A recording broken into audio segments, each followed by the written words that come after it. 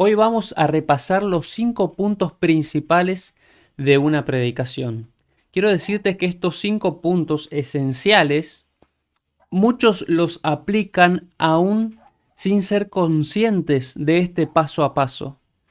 Pero son 5 herramientas que nos pueden ayudar a dar una predicación con un tema preciso, con un objetivo claro, y me gustaría que vayamos directamente a ver cuáles son.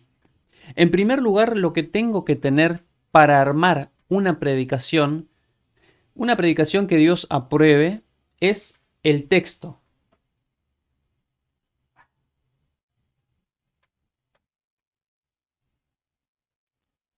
Es lo primero que tengo que tener a la hora de predicar.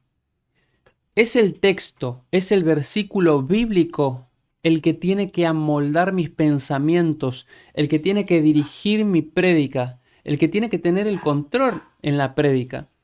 Porque si estoy dando un mensaje del cielo, se supone que el contenido sea de Dios y no mío. Como dice Pedro, todo lo que digamos esté conforme a la palabra de Dios. O como dice Pablo a Timoteo, predica la palabra, utiliza la Biblia porque es útil para enseñar, corregir, etc.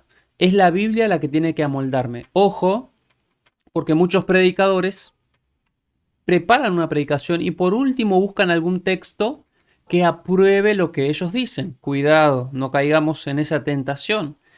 Primero debo tener el mensaje bíblico y eso debe amoldar mi prédica. Debe ser la base, el fundamento de lo que voy a decir después. Supongamos que en mi caso yo elijo Juan 21. Juan, esto es un ejemplo, 15 en adelante. Elegí Juan 21:15 en adelante. Ese es mi texto. Ya lo leí, ya lo memoricé, me gusta. Estudié el contexto. ¿Y ahora qué se viene en la predicación? En la predicación se vendría la introducción.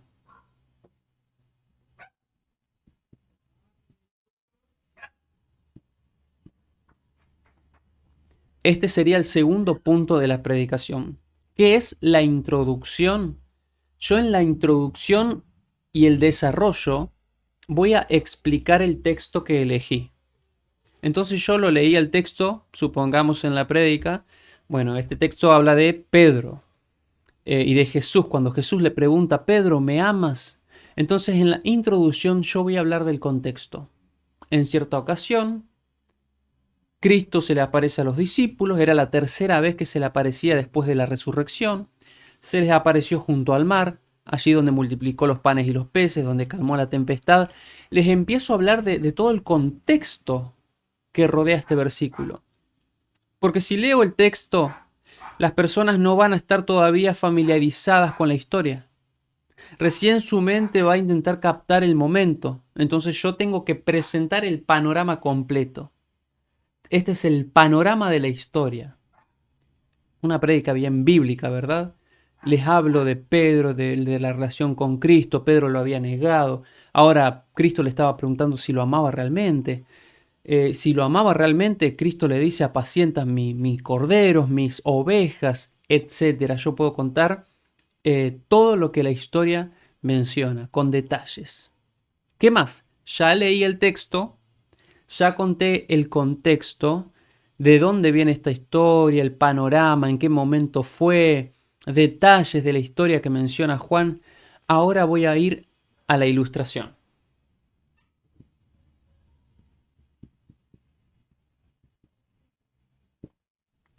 El tercer punto, la ilustración, es una historia que yo voy a contarle a los hermanos para que puedan comprender lo que les estoy presentando. Esto Jesús lo hacía mucho, mucho. Por eso estos puntos son bíblicos, porque vienen por ejemplos bíblicos. Jesús lo hacía cuando contaba parábolas. Él les decía, el reino de los cielos es semejante a un hombre que salió a sembrar, sembraba semilla en diferentes tierras, vinieron las aves, una estaba tirada sobre las rocas, la otra sobre espinos. ¿Qué es esta historia? Jesús les quiere enseñar una verdad por medio de una historia. Entonces finalmente le dice, miren, la semilla es la palabra de Dios. que cae a la vida de las personas. Y algunas personas son como esa tierra seca, otras están llenas de pecado como la tierra que tiene espinos, etcétera. Yo les explico, ¿verdad? Pero ¿para qué es la historia? Para que la persona entienda, para que la persona comprenda la importancia de que la palabra de Dios entre a mi vida y yo ser buena tierra para la palabra. La historia que yo cuento, por ejemplo, en este caso, puede ser una historia propia, una historia de alguien más que estuvo en los caminos, que se apartó, que negó al Señor y luego Dios le dirige un llamado y ahora esa persona vuelve a los caminos. Y ahora que volvió, empieza a trabajar por los demás. Ya que Jesús le dijo a Pedro, apacienta mis corderos. Así que puedo contar la historia de una persona que se fue de los caminos, que cayó en pecado, pero luego volvió con una actitud misionera y ahora se va a encargar del rebaño del Señor. Entonces, los hermanos van a ir entendiendo el mensaje. Si yo volví al camino, si Dios me restauró, incluso cuando lo negué, cuando pequé, tengo un propósito para mi vida, apacentar a los corderos, al rebaño del Señor. Cuidar a las personas, el Evangelio se trata de las personas.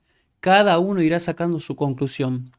Yo simplemente voy a estar siguiendo estos pasos y en la mente del oyente, la historia, el lugar, el contexto, el llamado que Dios me hace, en la mente seguramente el Espíritu Santo va a ir trabajando a su manera mientras yo no salga de los puntos bíblicos. Luego de contar una historia para que la persona entienda lo que le estoy leyendo de la Biblia, voy a pasar a la aplicación.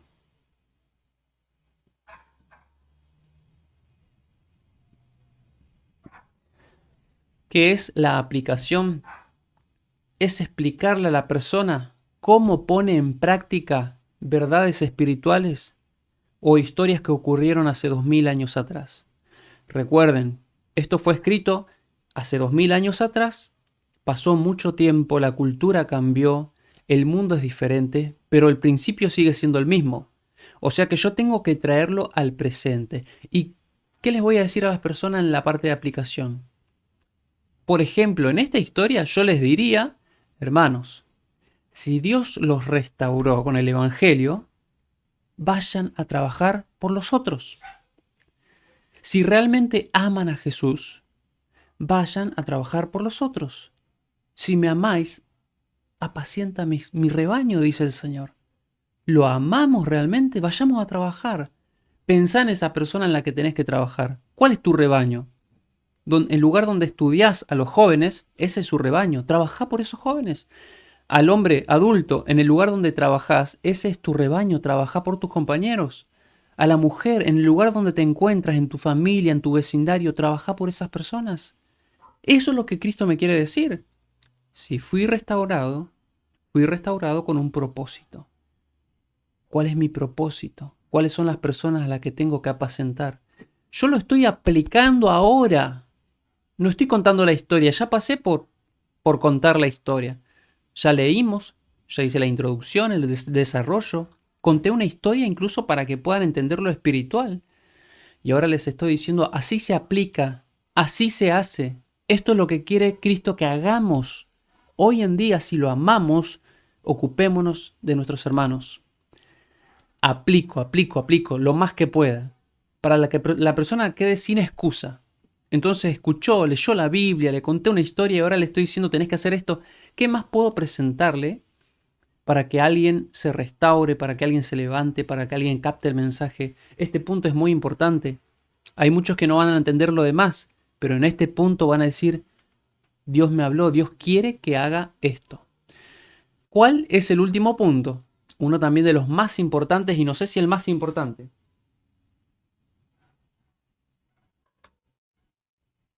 El punto 5 es el llamado.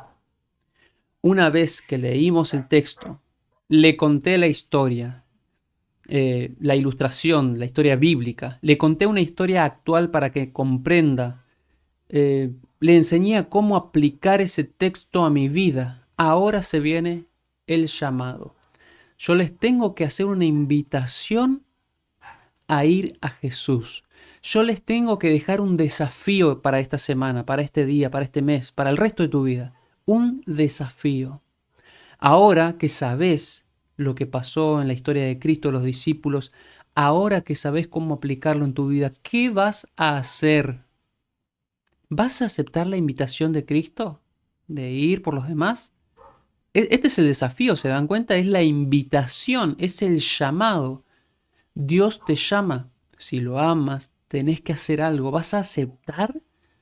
¿Qué vas a hacer de ahora en más? ¿Qué te impide aceptar el llamado de Cristo a trabajar por la misión, a trabajar por la causa? En el llamado, yo tengo que ser claro, nítido, con el desafío que Cristo nos está presentando como pueblo, como iglesia. Tengo que ser claro. Entonces, si yo, supongamos, yo puedo empezar contando la ilustración. Cierta ocasión, mi amigo Juan estaba en la iglesia, se apartó, luego volvió y se volvió un misionero, empezó a ganar almas, Dios lo restauró. Y eso también pasó en la Biblia, y entonces doy vuelta los textos. Por eso estos puntos no es la regla general, no hay que seguirlo punto por punto, se pueden modificar, pero claramente yo no puedo poner la aplicación o el llamado en el primer lugar. No va a tener el mismo efecto. Si yo comienzo haciendo un llamado de que hay que ir a la misión, no van a tener todo el contexto de la historia y no van a comprender específicamente que viene de Dios. Van a creer que viene de mí. Pero si les leo la historia, les muestro que esto fue así, que esto es así, que es una verdad espiritual, y luego le hago el desafío, la invitación, es probable que ahora estén listos para decir, Señor, heme aquí, envíame a mí. Espero que estos puntos te sean tan útiles como les son a muchos predicadores. Algunos lo hacen conscientemente, lo preparan así, y otros lo hacen inconscientemente, porque leen la Biblia, cuentan historias, dejan la invitación, hacen el desarrollo del contexto, etc. De alguna u otra manera esto se hace, pero si no tenías estas herramientas, ahora te las muestro y en el próximo video iremos también viendo algunos puntos importantes sobre qué es lo que no tenemos que hacer cuando predicamos. Espero que sea tan útil esto como fue para mí, que Dios te utilice y más allá de todos los métodos que podamos utilizar para predicar, que el Espíritu Santo vaya trabajando en tu corazón para que el éxito que tengas exceda todo método humano. Que dejemos de... Estos son métodos limitativos, pero cuando el Espíritu Santo te utilice, vas a ver milagros en la predicación, vas a ver cómo realmente Dios se manifiesta y hay resultados espirituales. Que Dios te bendiga.